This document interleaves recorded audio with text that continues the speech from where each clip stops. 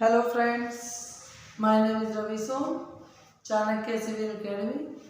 हम अपनी geography class में आ गए। आज हमारा छठा चैप्टर है हिमालय का वर्गीकरण, यानी क्लासिफिकेशन ऑफ हिमालय, यानी हिमालय का डेवलपमेंट हम इससे पहली वीडियो में आपको बता चुके हैं। आज हम जो यहाँ चलने वाले हैं, हिमालय कितने भागों में है, कितने प्रकार के हिमालय होते हैं, उनके बारे में बात करेंगे। अगर पहले लेक्चर में आपको कोई भी प्रॉब्लम हो तो आप कमेंट कर सकते हैं और अपनी जो भी प्रॉब्लम हो उसको सॉल्व करवा सकते हैं, हम बता देंगे। चलिए वीडियो को लंबी ना करते हुए चलते हैं, ठीक है। देखिए, हिमालय के वर्गीकरण में हम केवल ऊपर का ही डायग्राम बनाएंगे क्योंकि हमें नॉर्थ के बारे में ही बात करनी है।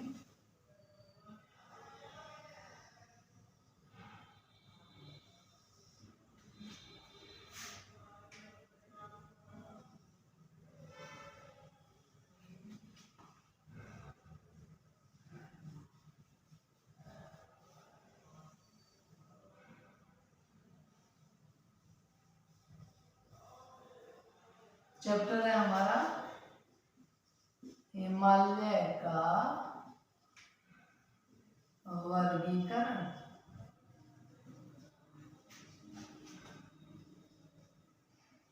यानी जिसे हम बोलते हैं क्लासिफिकेशन ऑफ हिमालय।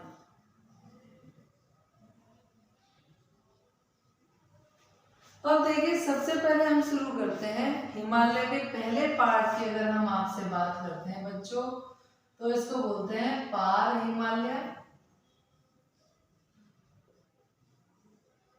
या हम इसको कहते हैं ट्रांस हिमालय। ट्रांस हिमालय। अब इसमें बच्चों तीन चीजें आती हैं, काराकोरम, लद्दाख और जासर। तीन श्रेणियां आती हैं। अगर हम बात करते हैं, सबसे पहले हमारी आती है काराकोरम, फिर लद्दाख और फिर जासर। अगर हम बात करते हैं, ये जो ट्रांस हिमालय है ये प्राचीन हिमालय है, क्योंकि हमने इससे पहले आपसे एक बात की थी कि ये जो यूरेशियन प्लेट थी ऊपर, अंगारा लैंड जिसे हम कह रहे थे, उस अंगारा लैंड का पार्ट है ये, क्योंकि ये हिमालय से भी पहला है। ये वहां पर पहले था, प्राचीन भाग है ये हिमालय का, काराकोरम, लद्दाख और जासकर। इसके बाद जो अब नया हिमालय स्टार्ट हुआ है, वो स्टार्ट होता है बच्चों, जिसे हम बोलते हैं, ये तो है हमारा नंगा पर्वत। नंगा पर्वत यानी नंगा माउंटेन। नंगा माउंटेन की बात करते हैं, यानी नंगा पर्वत। नंगा पर्वत से हमारा बृहद हिमालय स्टार्ट हो जाता है, और ये स्टार्ट होकर होते हुए पूरब में नामचा बरवा पर्वत तक जाता है। कहाँ तक जाता है? नामचा बरवा। नामचा बरवा पर्वत तक जाता है। देखिए, इस बृहद हिमालय के ऊपर मैं लाल डॉट बनाए दे रहा हूँ, लाल लाइन है, तो ये हमारा बृहद हिमालय हो जाएगा। यानी कितने पार्ट में? दूसरा पार्ट है हमारा, जिसे हम बोलते हैं सर्वोच्च हिमालय। सर्वोच्च हिमालय, या इसे हम बोल देते हैं बृहद हिमालय, ऐसे बोल देते हैं ग्रेट हिमालय।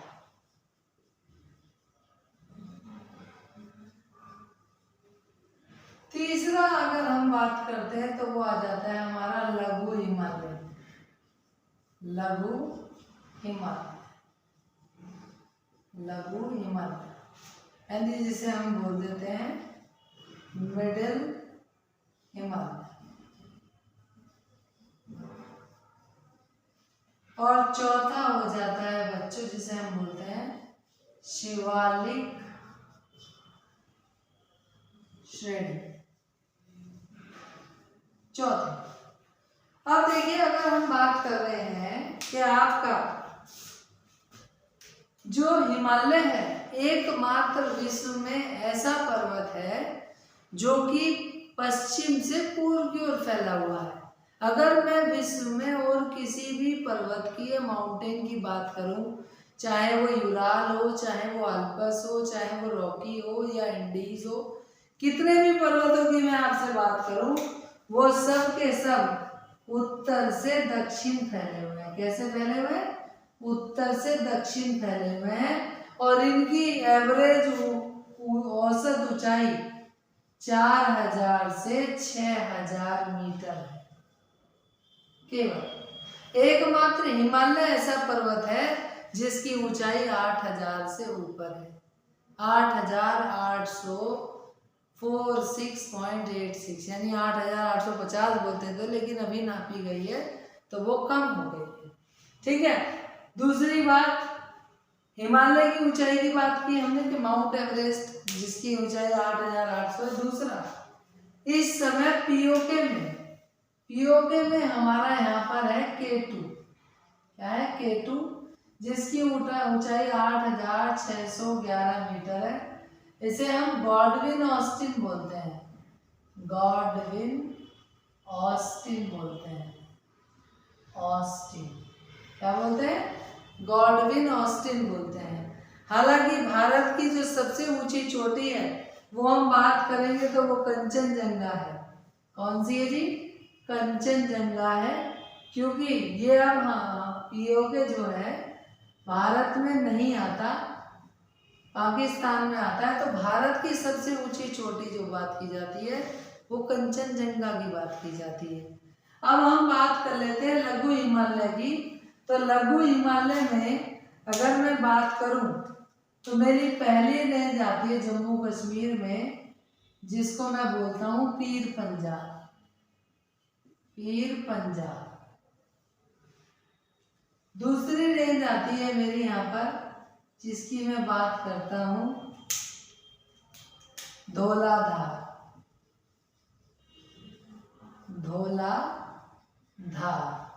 और तीसरी रेंज की मैं बात करता हूं जो यहाँ पर आती है मेरी, जिसका नाम है मसूरी। मसूरी श्रेणी। मसूरी।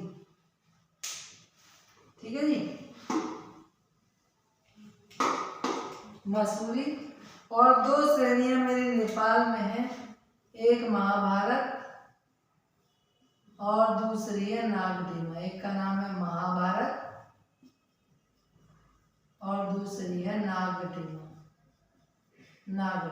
तो लघु हिमालय में हमारी 5 श्रेणियां हुई। कितनी हुई? 5। 3 भारत में और 2 आपका नेपाल में। एक का नाम महाभारत और दूसरी का नागदेवा। ठीक है। इसके बाद हमारा आता है शिवालिक हिमालय। शिवालिक हमारा देहरादून और हरिद्वार से होता हुआ जाता है। एक बात और बता दूं आप लोगों को कि हमारा जो ये हिमालय है पश्चिम में तो चौड़ा है, जैसे जैसे पूर्व में होता जाता है ऊंचाई बढ़ती जाती है और नैरो यानी सकरा यानी पतला होता चला जाता है और ऊंचाई क्या होती जाती है? बढ़ती चली जाती है। अब ये हमारे चारों हिमालय हुए बच्चों। इसके बाद हम इस पे जो वृहद हिमालय है इसकी कुछ चोटियां बना देते हैं। देखिए, अगर हम बात करते हैं उत्तराखंड की, उत्तराखंड में पहली चोटी है जिसका नाम है बंदरपूछ। क्या नाम है? बंदरपूछ। नंदा देवी। नंदा देवी। तीसरी है जैसे मैं बोलूं कामेट। चौथी अगर बात करूं तो त्रिशूल। और केदारनाथ और बद्रीनाथ ये आप लोग जानते हैं। अगर मैं बात करता हूँ महाभारत की, मतलब महाभारत से नेपाल में पहली है जिसे हम बोलते हैं धौलागिरी। दूसरी की अगर बात करूं तो उसका नाम है अन्नपूर्णा। अन्नपूर्णा। तीसरी की बात करूं तो उसका नाम है मसालू। और चौथी सबसे ऊंची की बात करूं तो इसका नाम है माउंट एवरेस्ट, एवरेस्ट। और छठी है जिसका नाम है मकालू। 6 और ऊपर 7वीं आपकी कंचनजंगा हो गई। तो यह हमारी बृहद हिमालय की सभी क्या हो गई, चोटियां हो गई जो हमने बृहद हिमालय में पढ़ी। अब कुछ चीजें हैं यहाँ की थ्योरियां हैं, वो देखिए लिख लेते हैं। चलिए, बृहद हिमालय और ट्रांस हिमालय की बात चल रही थी यहाँ पर, क्योंकि ये जो आगे के हिमालय हैं ये हम आगे बढ़ेंगे। देखिए, सबसे पहले तो हम बात करते हैं ट्रांस हिमालय का निर्माण। एक की पॉइंट है, ट्रांस हिमालय का निर्माण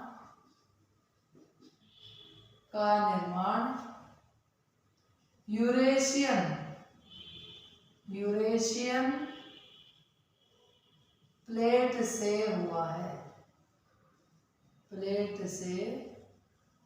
हुआ है, मैंने पहले ही बताया था कि यह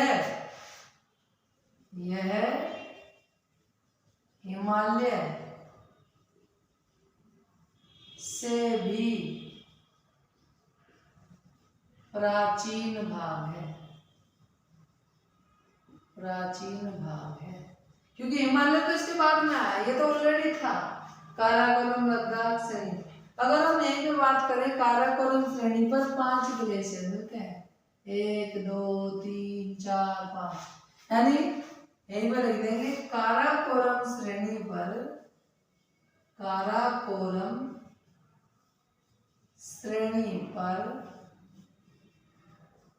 5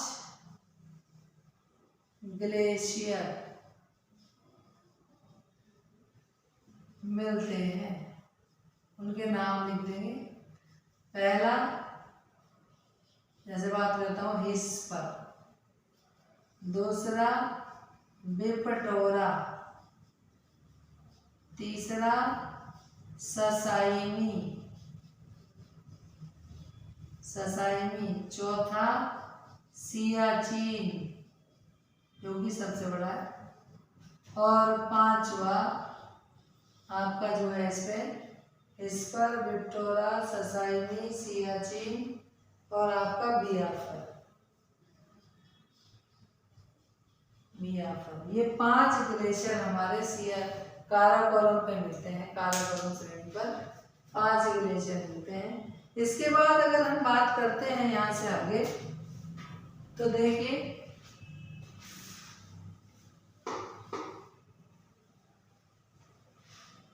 तो बृहद हिमालय कहाँ से शुरू होता है? नंगा पर्वत से शुरू होकर नामचा पर्वत तक जाता है। अब अगर हम बात करते हैं कि ट्रांस हिमालय व बृहद हिमालय को, ट्रांस हिमालय व बृहद हिमालय को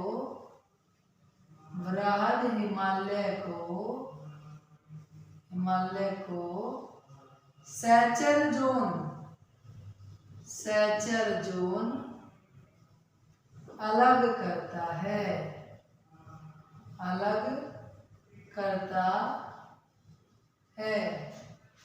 यानी हमारा जो बृहद हिमालय, प्राण हिमालय और बृहद हिमालय को से एक सैचर जोन है जो कि दोनों को अलग करता है। अब अगर हमसे एक क्वेश्चन यहाँ पे पूछा गया है कि लेह आपका यहाँ पर है, यहाँ से निकल कर आती है सिंधु नदी जो पाकिस्तान में चली जाती है। तो ये पूछा गया है कि लेह किस नदी के किनारे पर स्थित है? तो लेह सिंधु नदी के दाएं किनारे पर स्थित है। लेह सिंधु नदी के दाएं किनारे पर स्थित है। दाएं किनारे पर स्थित है। ठीक है। अब अगर हम बात करते हैं बृहद हिमालय पर, बृहद हिमालय पर उत्तराखंड की चोटियां हमने बताई। पहली बंदरपूछ, दूसरी हमने आपको बताई नंदा देवी, तीसरी हमने आपको बताई कॉमेट, चौथी हमने आपको बताई त्रिशूल, पांचवी है केदारनाथ,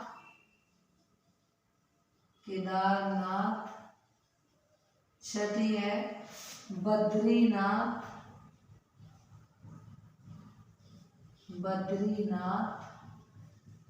ये 6 चोटियां उत्तराखंड की विरार हिमालय पर स्थित हैं, जो कि जिनमें कुछ को हम जानते भी हैं।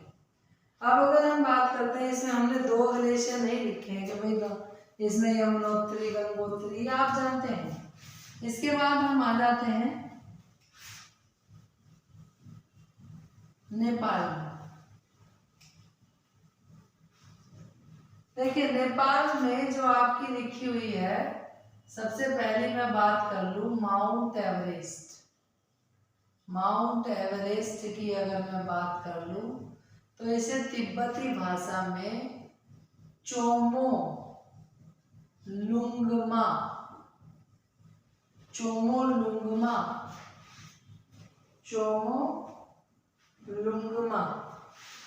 कहते हैं तिब्बती भाषा में, जिसका अर्थ होता है पर्वतों की रानी। हिंदी में बोलते हैं पर्वतों की रानी, यानी माउंट ऑफ क्वीन। दूसरी यहाँ पर मसालू है, ये भी नेपाल है। तीसरी यहाँ पर मकालू है, ये भी नेपाल है। चौथी यहाँ पर आपका धौलागिरी है, ये भी नेपाल है। विरार हिमालय की चोटियों की बात चल रही है। और आपका इसके बाद मसालू हो गई, मकालू हो गई, धौलागिरी हो गई, और पांचवी है आपकी अन्नपूर्णा। ये पांचों की पांचों श्रेणियां आपकी कहाँ है? नेपाल में।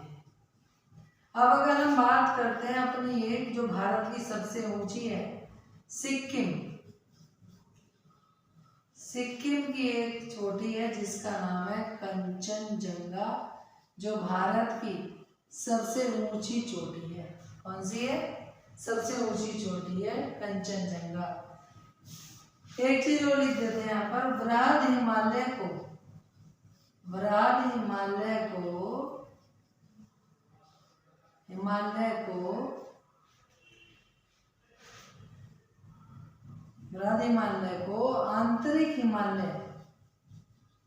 आंतरिक हिमालय भी कहते हैं। ठीक है जी, ये हमारा विरार हिमालय हुआ जिसकी हम बात कर रहे थे अभी हम इसके बाद आपका नेक्स्ट टॉपिक स्टार्ट करेंगे, जिसमें हम विरार के बाद लघु हिमालय आपको पढ़ाएंगे बच्चों। लघु हिमालय में आपको यहीं बैठे बैठे पूरे भारत की सैर, पूरे भारत के ऊपर नॉर्थ इंडिया की सैर, आपको वादियों की, घाटियों की सैर, सब कुछ हम आपको यहीं पे करवा देंगे। आपको बैठे बिठाए सारे घास के मैदान, फूलों की घाटी, ये सब कुछ यहीं पे हो जाएगा। अभी हिमालय शुरू हुआ है, इसके कम से कम 6 से 7 टॉपिक हैं जिन्हें हम पढ़ाएंगे। ठीक है, अगर आपको ये वीडियो अच्छी लगी हो तो आप शेयर करें, सब्सक्राइब करें, और फ्री में जो ये ज्योग्राफी चल रही है इसका लाभ उठाएं। धन्यवाद।